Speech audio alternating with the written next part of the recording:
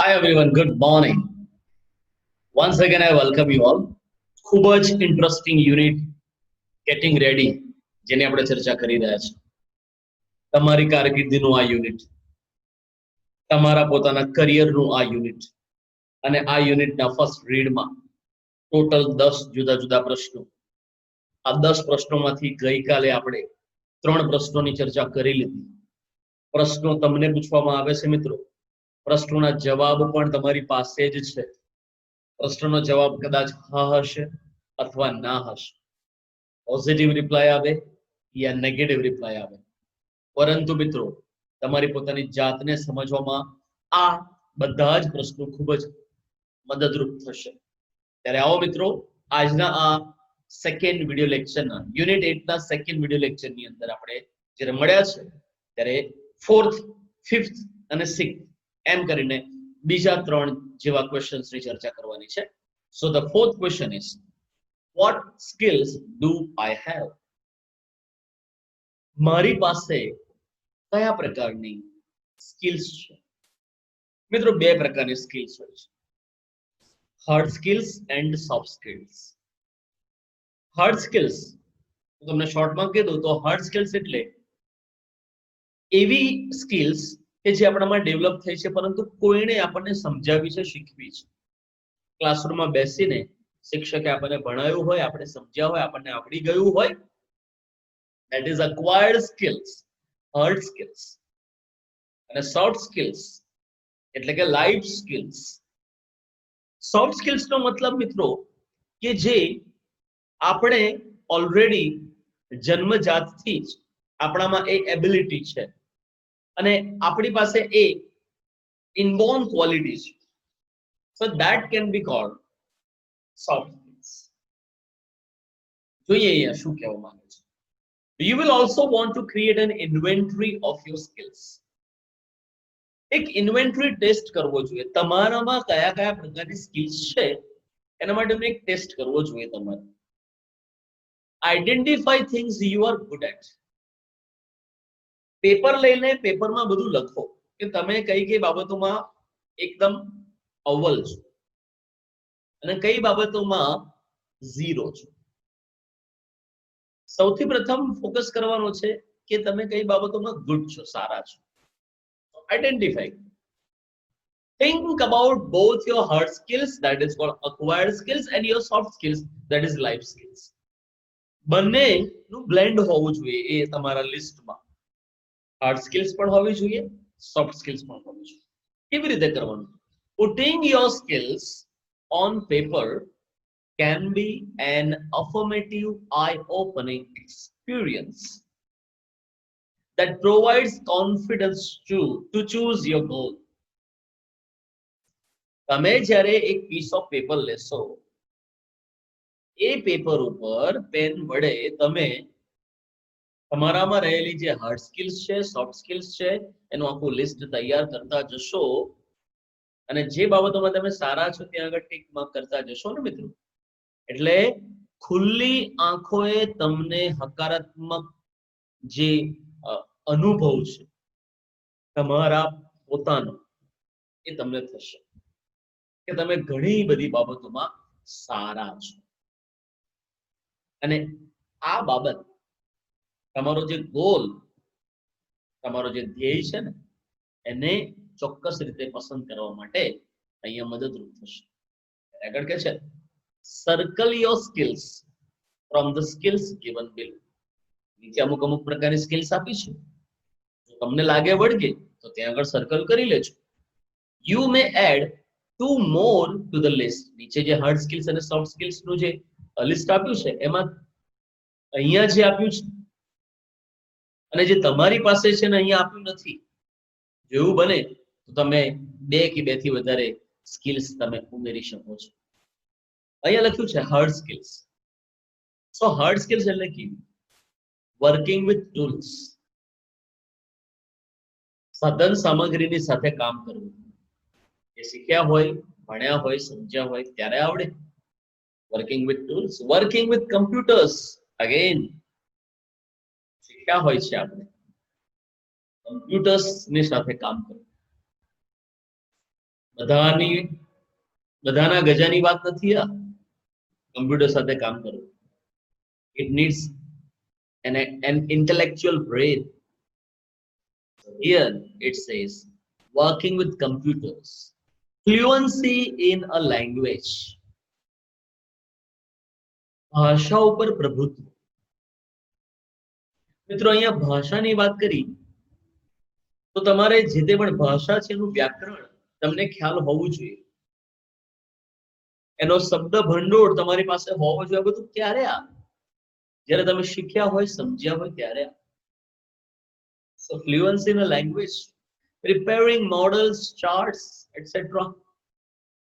Charts બનાવવા, models તૈયાર કરવા. So these are called hard skills. Now we'll look into soft skills. Soft skills માં શું? પહેલા છે ટીમ વર્ક. ટીમ વર્ક કોઈ જગ્યાએ શીખવા જવાનું નથી મિત્રો. ઘણા બધા લોકો છે જે એક્સ્ટ્રોવર્ટ પર્સન કહેવાય. એ એક્સ્ટ્રોવર્ટ પર્સનમાં ટીમ વર્ક ની એબિલિટી હોય છે. ઇનબોર્ન ક્વોલિટી જેને આપણે કહીએ. So that is soft skills, life skills, team work, બધાની સાથે મળીને તમે કામ કરો છો. ટાઈમ મેનેજમેન્ટ, એ પછી ભલે રવિવારનો દિવસ હોય પણ રવિવારના દિવસનું એ જે આખો દિવસ છે, આખા દિવસનું જે શેડ્યુલ છે, સ્કેડ્યુલને તમે કેવી રીતે મેનેજ કરો છો. ટાઈમ મેનેજમેન્ટ ખૂબ જ અગત્યનું છે. મેકિંગ અ સ્ટ્રેટેજી, કોઈ પણ કામને સિદ્ધ કરવા માટે તમે કયા પ્રકારની સ્ટ્રેટેજીનો ઉપયોગ કરો છો. તમારામાં એબિલિટી છે, you are skilled, then you can make various types of strategies. Getting cooperation from people, તમારામાં એ સ્કિલ્સ હોવી જોઈએ કે લોકો તમારી પાસે આવે અને તમને સહકાર આપે. તમારે કોઈને કહેવાની જરૂર નથી કે આવો અને મને કોઓપરેટ કરો. ના. Do you have that skill that people come to you to cooperate you? Do you have that skill? Ask yourself. પોતાની જાતને મિત્રો આ પ્રશ્નો કરવા પડશે, કારણ કે આ બધા ક્વેશ્ચન્સ છે અને એ ક્વેશ્ચન્સના આન્સર્સ એ તમારી કારકિર્દીને ઘડવા માટે, તમારા કરિયરને બનાવવા માટે ખૂબ જ અગત્યના છે. એટલે કોઈ પણ ક્ષેત્રમાં તમે તમારી કારકિર્દી બનાવો, કોઈ પણ ક્ષેત્રમાં તમે તમારું જે કરિયર છે બનાવો ને મિત્રો, એની પહેલા આજે 10 ક્વેશ્ચન છે પોતાની જાતને પૂછી લેજો. આગળ લખ્યું છે question number 5, how much control do I need over my own time. મારો પોતાનો અંગત જે સમય છે એની પર મારે કેટલા કંટ્રોલની જરૂર છે. હું મારા પોતાના અંગત સમય ઉપર કંટ્રોલ કરી શકું છું. અહીંયા લખ્યું છે, some people love the structure of a corporate job, other people hate it. Corporate world વિશે તમે જાણતા હશો. કોર્પોરેટ વર્લ્ડ ની અંદર મિત્રો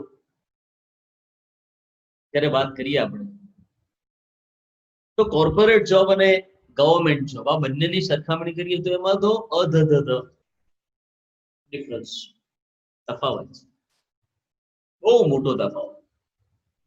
પહેલામાં પહેલું તો કોર્પોરેટ જોબમાં તમારે જો કોઈ અંગત કારણોસર રજા જોઈતી હોય તો ના મળે.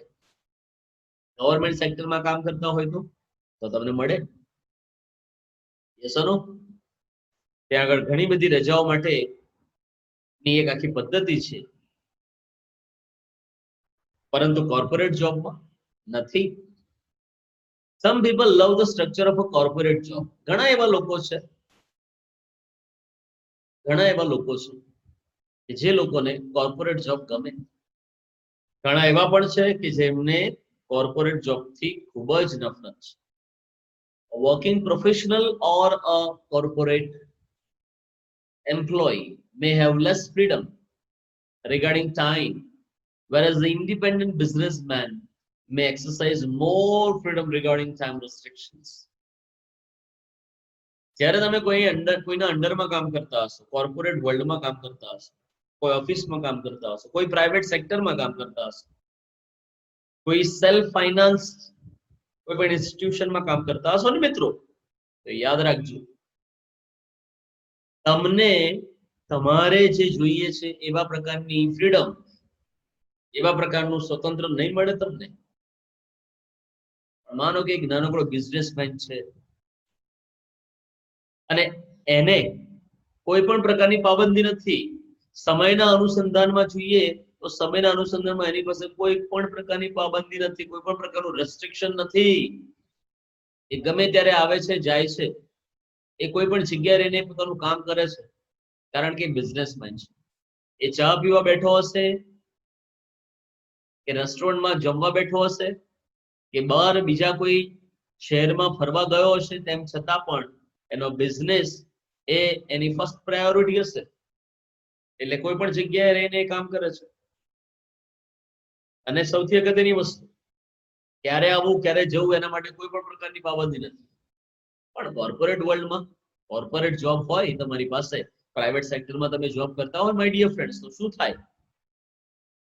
તો તમારી પાસે કોઈ પણ પ્રકારની સ્વતંત્રતા નથી.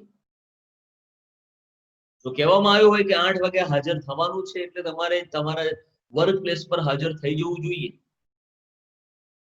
8 ની ઉપર 1 મિનિટ થાય છે તો પછી ત્યાં આગળ તમારી સેલરીમાં જે કટ આવે છે, એ તમને જ્યારે સેલરીનો જે મેસેજ આવશે ત્યારે તમને ખ્યાલ આવશે કે મારા સેલરીમાંથી કેટલા કટ થયા.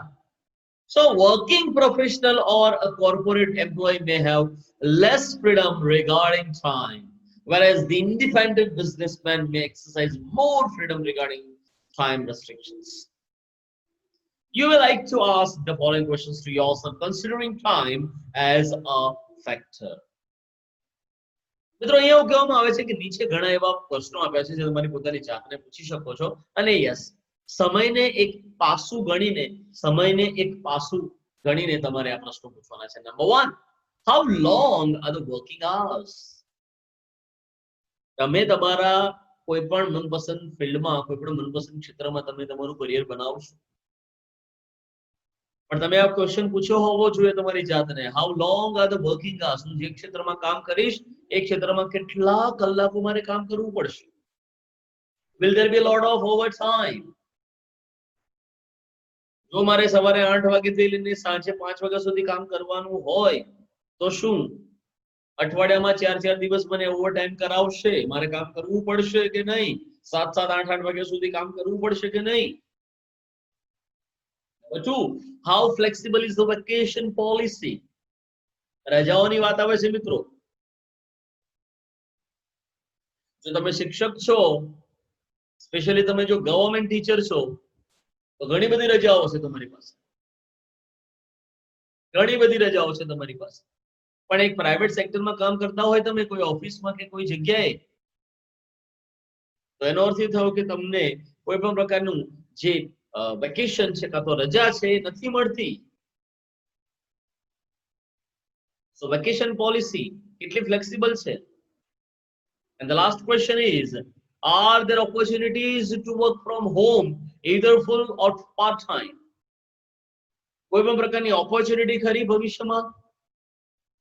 કોઈ એવા પ્રકારની તક ખરી કે હું ઘરે રહીને ફૂલ ટાઈમ અથવા પાર્ટ ટાઈમ જોબ કરી શકું, કામ કરી શકું? So these are the questions. I read it. In fact, you are telling yourself.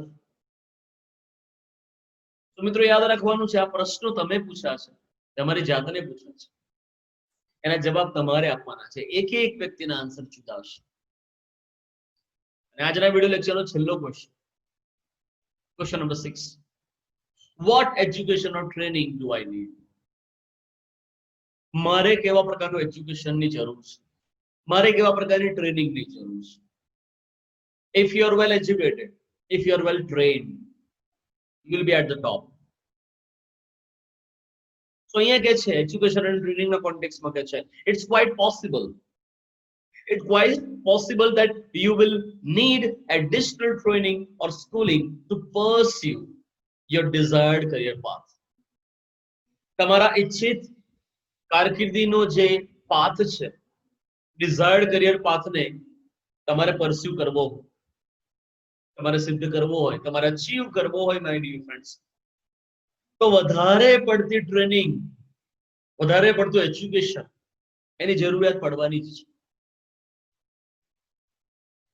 Because education ખૂબ જ અગત્યનું છે આ દિવસો. So be well educated in your life. Try to ask these questions to yourself. બીજા પહેલા ક્વેશ્ચન તમારી જાતે પૂછવાનો પ્રયત્ન કરો. Number 1, what degrees, licenses or certifications do I need to acquire? મારે કયા પ્રકારની ડિગ્રીની જરૂર છે, કયા પ્રકારની લાયસન્સની જરૂર છે, કયા કયા પ્રકારના સર્ટિફિકેટ્સની જરૂર છે? Make a list. આ લિસ્ટ તૈયાર કરીને તમે પોતાની જાતને ક્વેશ્ચન કરો કે તમારે કયા પ્રકારના લાયસન્સની જરૂર છે, કયા પ્રકારની ડિગ્રી અને કયા પ્રકારના સર્ટિફિકેટ્સની જરૂર છે. Question number 2, how much more education or training am I willing to get? હું હજુ પણ કેટલા પ્રકારની ટ્રેનિંગ અને કેટલું વધુ એજ્યુકેશન મેળવી શકું છું? મારી તૈયારી કેટલી છે? શું હું એના માટે તૈયાર છું? How much more education or training am I willing to get? શું વધુ એજ્યુકેશન અને વધુ ટ્રેનિંગ મેળવવા માટે હું ખુશ છું કે નહીં? શું તૈયાર છું કે નહીં? Am I ready? Ask these questions to yourself. છેલ્લો ક્વેશ્ચન કે છે, how much time and money am I willing to invest for the desired career? મિત્રો અહીંયા એવું કહેવામાં આવે છે સૌથી અગત્યનો ક્વેશ્ચન આજના વિડીયોનો, how much time and money am I willing to invest for the desired career? તમારા ઈચ્છિત કારકિર્દીને ઘડવા માટે મિત્રો તમે કેટલા પૈસા ઇન્વેસ્ટ કરશો? પૈસા તો ઇન્વેસ્ટ કરીશું જ કરીશું, પણ મિત્રો સૌથી અગત્યની વાત આવે છે તમારા પોતાના વર્તમાન સમયની અંદર તમે જે જીવી રહ્યા છો ને, એ તમારા વર્તમાન સમયના જીવનકાળ દરમિયાન તમે તમારા ડિઝાયર્ડ કરિયર માટે કેટલો સમય આપો છો, કેટલા સમયનું ઇન્વેસ્ટમેન્ટ કરો છો? Invest your time. This is the right time. આ સમય છે સમયના ઇન્વેસ્ટ કરવો. તો તમારે કોઈ પૈસાને ઇન્વેસ્ટ નથી કરવાનું. આ દિવસોમાં તમારે ટાઈમનું ઇન્વેસ્ટમેન્ટ કરવાનું છે. Once you learn to invest the time, definitely you will get how to invest money. So મિત્રો અહીંયા ખૂબ જ અગત્યની વાત આવે છે. How much time and money am I willing to invest for the desired career? List બનાવો, answers જાતે આપો, પ્રશ્નો પહેલા પૂછો પોતાની જાતને, એની પર મનન ચિંતન કરો. મનન ચિંતન કર્યા પછી તમને એમાંથી ચોક્કસ એના આન્સર્સ મળશે. સો યસ મિત્રો, ગેટિંગ રેડી તમને કહી રહ્યા છે, ગેટ રેડી, તૈયાર થઈ જાઓ. હવે આવતા વર્ષ પછી એટલે કે 12મા ધોરણ પછી તમારે કયા ક્ષેત્રમાં આગળ વધવાનું છે એ તમારે ચૂઝ કરવાનું છે, નક્કી કરવાનું છે, ડિસાઈડ કરવાનું છે. ગઈકાલે આપણે 3 ક્વેશ્ચન્સ જોયા કરિયરના કોન્ટેક્સ્ટમાં, આજે બીજા 3 ક્વેશ્ચન જોયા, અને હવે આ વિડિયો લેક્ચરને આપણે અહીંયા સમાપ્ત કરીએ છીએ. આવતીકાલે ફરી મળીશું. અગેન બીજા 4 જે ક્વેશ્ચન બાકી છે એની ચર્ચા કાલે કરીશું. ત્યાં સુધી good bye friends. Thank you very much for being here.